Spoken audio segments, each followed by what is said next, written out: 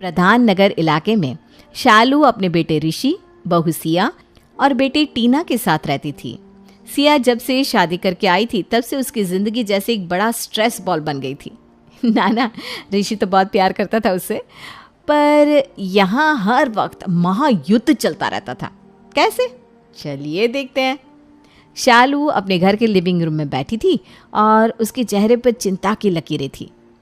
उनकी बेटी टीना घर आती है, जींस और टी शर्ट पहनी हुई और हाथों में एक पार्टी का गिफ्ट बैग भी है। टीना, ये क्या पहन रखा है तुमने? कोई शर्म वरम बची नहीं है क्या तुम में? यह सब बेच खा कर आई हो तुम? मॉम, एक तो रात के 1 बजे ऐसे डराने का क्या मतलब है?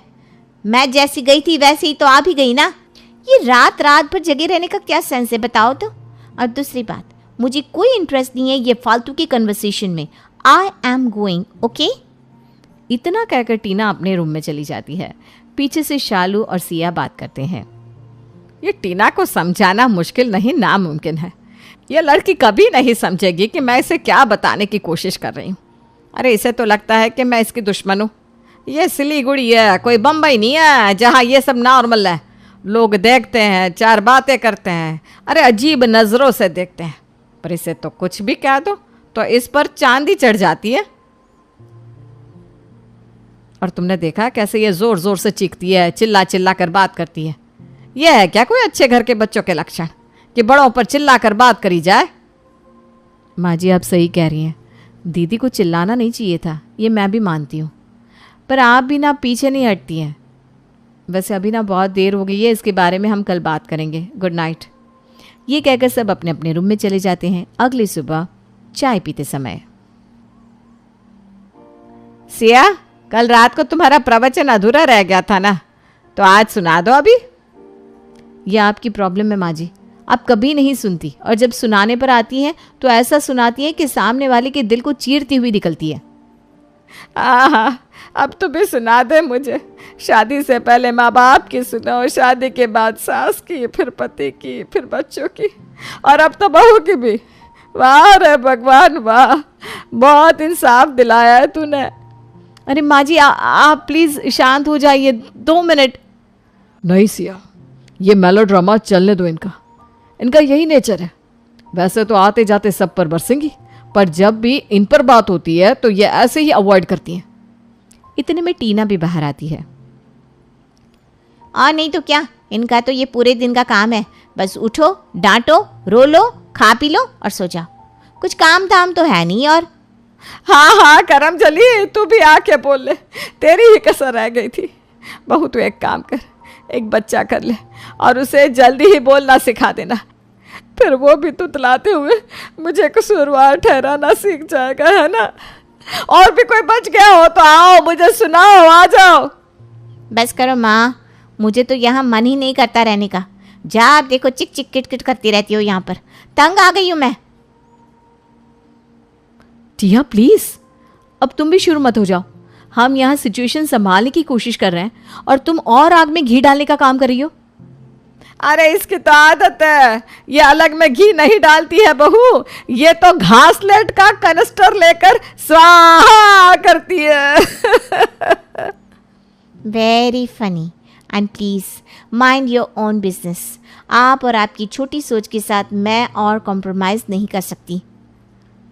छोटी सोच? व्हाट छोटी सोच? छोटी सोच होती ना बेटा तो अब तक 2 चोटियों में बांध कर रखती और 18 की होते ही शादी करवा देती। इतनी छूट दे रखी है, तब भी सिर्फ शिकायत है। अरे रात के 2 बजे ऐसे क्या आग लगी है जो बाहर रहना होता है? मम यही तो बात है, मैं नेटवर्किंग करती हूँ, मेरा काम है लोगों से मिलना, उनसे सीखना, समझाना, उनको यूटिलाइज करना अपने बिजनेस के लिए। अरे कौन सा बिजनेस है? कौन सा ऐसा बिजनेस है आपका महारानी साहिबा? और यह कौन सा काम है जो रात में ही करना होता है? भूत प्रेत घूमते हैं रात में। ऐसी बेतुकी बातें और फालतू के एक्सक्यूज ना मुझे मत दिया कर, माँ हूं तेरी, इतना बेवकूफ मत समझ मुझे। मॉम आप तो हो 2024 में, पर आपकी सोच अभी भी 1900 की आंटियों जैसी है। इनमें बड़े लोग भी घूमते हैं और कोई मेरे लिए क्यों अपना शेड्यूल चेंज करेंगे? ये दिन में काम करते हैं और रात में नेटवर्किंग। मुझे उनके टाइम के हिसाब से चलना पड़ता है। प्लस मुझे नहीं लगता कि कोई बहुत बड़ी प्रॉब्लम है जितनी आप बना रही हैं। टीना, अपना मुंह बंद रख। क्यों रखो बंद? क्या कर लोगी आप? हैं क्या कर लोगी? इसकी जुबान तो बहुत तेज चलने लगी है। रिशु, सिया, इसके लिए जल्दी से जल्दी कोई रिश्ता ढूंढो और निकाल दो बाहर इस लड़की को। ओए, माँ हो तो इसका मतलब ये नहीं है कि कुछ भी बकती जाओगी, समझी? तुम क्या निकालोगी मुझे बुढ़िया? मैं खुद इस घर से निकल रही हूँ। और ऐसा कलेश हो जाता है घर में मानो कोई तूफान आ गया हो। दोनों तरफ से माँ और बेटी एक दूसरे पर तीर फेंके जा रही थी। टीना अपने कमरे में जाकर आनन फानन में बैग में कपड़े डालती है और घर से निकल ही रही थी कि तब, हाँ, दफा हो जाए यहाँ से। तेरे जैसी औलाद से तो अच्छा है कि मैं एक बेटे की माँ ही बन के रहूं। अरे नहीं चाहिए मुझे ऐसी औलाद जो माँ का खून गर्म करते और हर बात पे उसका तिरस्कार। Get lost from here. मुझे भी कोई शौक नहीं है या आप जैसी डायन औरत के साथ रहूं। अरे लोग तो सास को कोसते हैं, पर मुझे तो बढ़िया एक्सपीरियंस हो गया अपनी सगी माँ के साथ ही। मेरी सास जितनी भी घटिया होगी आपसे तो कम ही होगी, आई एम श्योर। हाँ, तो अब लाइसेंस मिल जाएगा ना यशी करने का। और क्या काम करेगी तू? हैं? एक कप चाय के अलावा तो तुझे कुछ आता नहीं। सड़क पे भीख मांगेगी या फिर नाचेगी? बस करिए आप दोनों प्लीज, मैं हाथ जोड़ती हूँ आपके। ये क्या चलता ही जा रहा है सुबह से? दोपहर के 2 बज रहे हैं, किसी ने कुछ खाया नहीं ना पिया है। ऋषि आज फिर काम पर नहीं गया। अरे ऐसी क्या प्रॉब्लम है एक दूसरे से आपको कि बस बिल्लियों की तरह एक दूसरे के ऊपर पंजा मारती ही जा रही है। और टीना, तुम इस घर से नहीं जाओगी कहीं भी। तुम पागल हो, मैं नहीं। तुम्हें और माँ जी को किसी बात की सेंस ही नहीं है, पर मुझे तो देखना पड़ता है ना, समाज में हमारी इज्जत है और उस इज्जत को बनाए रखना पड़ता है। इसलिए तुम घर के ऊपर वाले फ्लोर पर शिफ्ट हो जाओ, ओके? टीना कुछ सोचती है फिर कहती है, ठीक है, पर मैं कोई काम नहीं करूंगी। लोल, वो तो तुम वैसे भी नहीं करती हो। Excuse me? एक्सक्यूज्ड? मुझे तुम्हारे और माँ के मुंह भी नहीं लगना। मैं बहुत ज़्यादा गुस्से में हूँ। मैं और सिया बाहर टहल कर आते हैं और आने के बाद मुझे तुम्हारा सारा सामान ऊपर वाले कमरे में दिखना चाहिए, समझी? हम तुम्हारे गुलाम नहीं है कि तुम्हारी खिदमत में सामान भी हम ही शिफ्ट करें। अच्छा, ठीक है। ये कहकर टीना ऊपर शिफ्ट होने की तैयारी करती है। सिया और ऋषि बाहर पार्क में जाते हैं। देखा तुमने ऋषि, कैसे बिहेव करते हैं दोनों। ये रोज का हाल है। न माँ जी टीना को समझने की कोशिश करते हैं और ना ही टीना चुप रहती है। एक बार चुप रह के देख ले, शायद मम्मी जी चुप हो जाए, पर नहीं।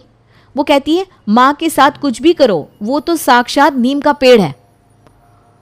तुम तो ये सब अभी अभी देख रही हो सिया, मैं तो ये बचपन से देखता रहा हूँ। माँ हमेशा समाज, मर्यादा, अनुशासन में विश्वास रखती आई है। पापा के जाने के बाद भी तुमने देखा ना, विधवा का रूप पूरी तरह से धारण किया है। बस ऐसी है माँ, जिद्दी। जो बात उनके दिमाग में आ गई तो वो 100% उसे बोल के या करके ही रहेंगे, चाहे जो भी हो जाए। वैसे तो ये अच्छी बात है ऋषि कि मम्मी जी अपनी बात सामने रखती हैं, पर रखने का एक तरीका भी तो होता है। ऐसा थोड़ी ना कि कुछ भी बोल दो। तुम ठीक कह रही हो, अब लाना ही पड़ेगा इन दोनों को लाइन पर। दोनों मिलकर कुछ प्लानिंग करते हैं। अगले दिन, मम्मी जी आज मेरी कुछ फ्रेंड्स आ रही हैं घर पर। वो वर्किंग वुमेन है और शाम को ऑफिस के बाद सीधा यहाँ आएंगी, ठीक है ना? हाँ, ठीक है। मुझे भी बुलाना ज़रा, मैं भी तो देखूँ कैसी होती हैं ये लड़कियाँ। सुबह अपने घर का काम छोड़कर बगल में पर्स टांग कर और हिल की टक टक करते हुए ऑफिस मटकते हुए जाती हैं। जी मम्मी जी, उसी के तो पैसे मिलते हैं उन्हें, है ना? वो रोज़ बस यही करती हैं, पर्स टांग कर मटक कर जाती हैं और फिर वैसे ही वापस आती हैं और महीने के अंत में उन्हें सैलरी भी मिलती है। तो ना ज़्यादा ज़बान मत लड़ा, तेरी एक ननद काफ़ी है ऐसी बदतमीजी करने के लिए। फिर शाम को सिया की फ्रेंड्स उसके घर आती हैं। Jeans, top, formal skirts, pants में वो काफ़ी अच्छी और स्टाइलिश लग रही थी। आ गई तेरी सहेलियाँ, ज़रा देखे तो कैसी है ये। हाय राम, ये क्या पहना है इन लड़कियों ने? क्यों आंटी जी, क्या खराबी है इन कपड़ों में? अच्छे तो लग रहे हैं। अब ऑफिस जा रहे हैं तो यही सब तो पहनेंगे हम। हाँ आंटी जी, यही तो फॉर्मल वेयर पहनते हैं ऑफिस में, वरना क्या आपकी तरह साड़ी और सूट पहन के घूमे हम? इतना कहकर सिया की सहेलियां जोर जोर से ठहाके मारकर हंसती हैं। शालू वैसे तो समझ रही थी उनकी बात और उस पर सोच भी रही थी, लेकिन कहीं ना कहीं उनकी इतने सालों की सोच बदलना बहुत ही मुश्किल लग रहा था। वो अब भी सोचती है कि लड़कियों को कायदे से रहना चाहिए और जीन्स पैंट पहनने वाली लड़कियां बदचलन होती हैं। तो आप में से कोई भी मुझे लगता नहीं कि अपना घर संभालती होंगी। बस काम वाले के हाथ में सौंप दो अपना घर, अपना पति, अपने बच्चे और यहाँ बैठकर चिल करो, है ना? यही तो सोचती हैं आजकल की लड़कियाँ। ये बात सुनकर सभी लड़कियाँ एक दूसरे को देखने लगी। पहले तो वो चुप रही, पर फिर अचानक वो लोग फिर से हंसने लगे। अरे इसमें हंसने वाली क्या बात है भाई? आंटी जी, मैं अपनी कंपनी में HR की प्रेसिडेंट हूँ। इसके लिए मैंने दिन रात मेहनत की है। कॉलेज के समय से मैंने शादी, बच्चे सब इसी ऑर्गेनाइजेशन में रहते हुए किए हैं और मैं गर्व से कह सकती हूँ कि मैं अपने काम में बहुत अच्छी हूँ। पर आपको पता है, मेरे घर पे अगर किसी के यहाँ फंक्शन हो या घर पे कोई बीमार हो तो सबसे पहले सब मुझे ही बोलते हैं उसे संभालने के लिए, क्योंकि मैं दोनों चीज़ें बहुत अच्छे से हैंडल कर सकती हूँ। रही बात मेरे कपड़ों की, तो शायद मेरे कपड़े आपके लिए ठीक ना हो, विच इज़ फाइन, पर ये मेरी पहचान है। और आंटी, मुझे अपनी सास की देखभाल के लिए जॉब छोड़नी पड़ी, पर मैं वर्क फ्रॉम होम करती हूँ। एक कंपनी के लिए कहानियाँ लिखती हूँ और बहुत अच्छा कर रही हूँ। मेरी तो सास, जिन्होंने आजीवन घूंघट में बिताया, उन्हें मेरे कपड़ों से बिल्कुल कोई प्रॉब्लम नहीं है। प्रॉब्लम कपड़ों में नहीं होती आंटी, सोच में होती है। हाँ आंटी, और कपड़े हमारे कंफर्ट के लिए बनाए जाते हैं। आपको शायद इतने साल साड़ी पहनकर अब उसमें कंफर्टेबल फील होता होगा, पर मुझे तो जीन्स या स्कर्ट में ज़्यादा कंफर्टेबल लगता है। किसी को सूट में कंफर्टेबल लगता है। अब ये तो हर इंसान की निजी पसंद होती है ना, इस पे हम कैसे रोक लगा सकते हैं? ये कैसे किसी को कहे कि यार ये पहनो और ये मत पहनो? I know this is ridiculous. Anyway, हम चलते हैं। सिया, नमस्ते आंटी जी। इतना कहकर दोनों सहेलियां चली जाती है वहाँ से। उनके जाने के बाद, देखा मम्मी जी, इतने बड़े पोजीशंस पर होके भी वो लोग बिल्कुल घमंड नहीं रखती हैं। बेशक वो फॉर्मल्स और जीन्स पहनती हैं, पर संस्कार वो तो एकदम सही है उनके। कपड़ों पे मत जाइए, इंसान की सोच, उसकी नीयत को देखिए मम्मी जी। हाँ बहू, वैसे तो ठीक ही कह रही है तू, पर मैं करूँ भी तो क्या करूँ? टीना को ऐसे नहीं देख सकती मैं। मुझे उसके कपड़ों से ज़्यादा दुनिया के बुरे लोगों का डर लगता है। तू देख रही है ना आज कौन ही सेफ है। ऊपर से ये लड़की रात को 2-2 बजे आती है। बेटा, टीवी पर कहना कि समाज बदलो, सोच बदलो, ये सब बहुत आसान है, पर ये सब देख के मुझे एक इंसान दिखा दे जो सही हुआ है क्या कोई? नहीं ना। बस मुझे अपनी बेटी की चिंता होती है, इसीलिए मैं टोकती हूँ। अच्छा बेटा, मैं अपने कमरे में जा रही हूँ, थोड़ी देर सोना है मुझे। ये कहकर शालू जी तो चली जाती है, पर सिया के मन में एक नया नज़रिया छोड़ के चली जाती है। अब सिया वैसे सोचती है तो उसे वो बात भी ठीक लगती है। वो सोचती है शाम को टीना से बात करेगी। शाम में, अरे टीना, तुम फ्रेश हो गई? मैं आ जाऊँ थोड़ी देर? अरे वाह भाभी, आप यहाँ आइए ना। तो टीना, मुझे एक बात बताओ, तुम्हें मम्मी जैसे प्रॉब्लम क्या है? वो तो जो कहती है तुम्हारी भलाई के लिए ही कहती है ना। अच्छा, तो मम्मी ने आपको कहा ना? ये मैं जानती हूँ, ये इन्हीं के शब्द हैं। भाभी, केयर करना एक बात होती है, पर किसी पे बंदिश लगाना एक और। आप बताइए मुझे, क्या उन्हें सिर्फ मेरी केयर है? कभी कभी भाई भी तो लेट आते हैं ना, तो उसका काम है और मेरा काम बस टाइम पास। अगर मैं लेट आ रही हूँ तो आप पूछो ना कि बेटा क्या चल रहा है, दिखाओ, बताओ, समझाओ क्या कर रहे हो। ये समझ में आता है मुझे, पर बिना किसी बात पे किसी पर बरसना, ये कहाँ की सेंसिबल बात हुई भला? और एक बात, आप शायद कहेंगी कि वो लड़का है, पर अगर भैया लड़के हैं तो क्या वो सच में सेफ है? हाँ, कोई बदतमीजी नहीं कर सकता, पर क्या कोई कुछ भी नहीं कर सकता? उन्हें बिल्कुल कोई खतरा नहीं है। ये तो कोई बात नहीं हुई भाभी। और मैं किसी क्लब में क्या साड़ी पहन कर जाऊँ? जहाँ जो ड्रेस कोड है मैं वही तो फॉलो करती हूँ। इंसान को वक्त के साथ बदलना चाहिए, ना कि वक्त चले जा रहा है और हम बैठे 17वीं सदी में।